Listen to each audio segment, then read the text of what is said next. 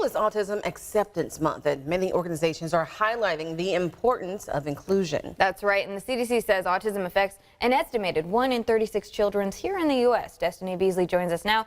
Destiny, how is one group making a difference? Good morning, Jasmine and Jessica. The Autism Society of North Louisiana says their mission is to create connections and empower everyone in the autism community with the resources needed to live fully. Jan Strickland with Autism Society of North Louisiana says they host events like their Autism Acceptance Festival and 5K to bring the community together. The organization also provides resources for families such as their autism orientation kits.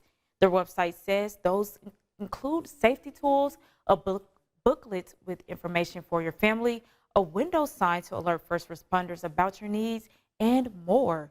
The society also works with lawmakers to bring change on the state level. A few years back, we went and we were able to do something for a driver's license to show that you have autism on your driver's license. And that was so important because if someone driving with autism is pulled over by a police officer, instead of them thinking that they were doing abnormal behavior or whatever, they would know automatically that they have autism. To help volunteer and become an advocate, you can visit Autism Society of North Louisiana's website. And after this show, you can head to KNOE.com to have more information on the society itself. Back to you, Jasmine and Jessica.